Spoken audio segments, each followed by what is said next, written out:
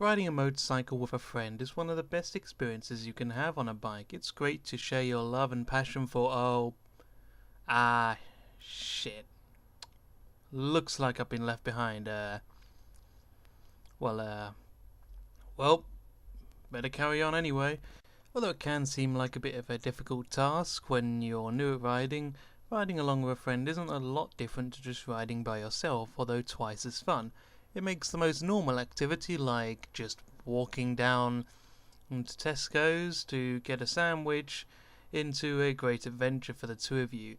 Now, for me, there are three situations where I'll be riding alongside someone. Number one, where we've pre-decided the location where we're going to go to. For example, we're going to the shops, we're going back to someone's house, or we're going to somewhere to eat. Or number two is when you're commuting together. Since I commute a lot on my motorcycle, I've a lot of time had it that I've just met someone in my college that's on the same course as me that I would otherwise never have talked to, but since we both ride a motorcycle, we decide why not commute home together. And you just ride along until a certain point where you have to separate ways. And the third way is when you just run into a random stranger riding and through circumstance, for example, you're both going in the same direction or you're both stuck in traffic, for a few minutes you're riding together just like you'd already known each other. Like I said, it's really not that different from riding on your own, but there are a few differences to keep in mind.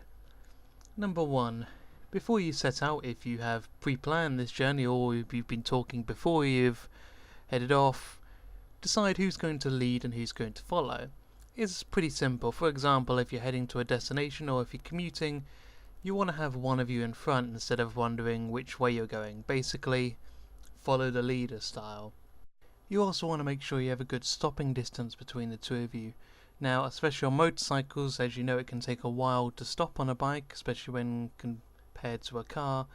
So you want to make sure you are a fairly good distance apart. Not a massive distance, but long enough that you have time to react to what they're doing in front, just from a safety perspective.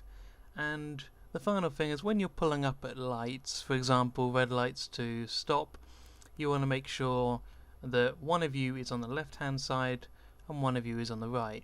Now, usually you would drive in the center, so essentially one will be on the left, one will be on the right, and you'll be taking up the road that way. And this is just to make sure, as usual, dominating your section of the road and you don't get pushed out of the way by a car. Now, don't get disheartened if you get separated on your journey. I've had it a lot of times, as you saw at the beginning of this video. I was stuck behind another car, but he wasn't. He carried on in front of me, and I had to wait for the car to let me go forward. Don't do anything silly like rush in front of the cars or anything, or cut corners or speed to try and catch up with your mate. It doesn't really matter. I've had it before where I've been left miles behind by my friend, but managed to keep up with him eventually, because what will happen is you guys will usually catch up with each other eventually. Through traffic jams and red lights, he'll have to stop and you'll be able to make ground on him, and you will both catch up to each other eventually. You both, if you've already decided the destination, you're both going to get there anyway, so it doesn't really matter. You'll catch up eventually and it's not worth putting yourself in danger for. Anyway, that's all from me. Here's just a quick video on some tips about riding with a mate. Hope you've enjoyed this, and I'll see you next time.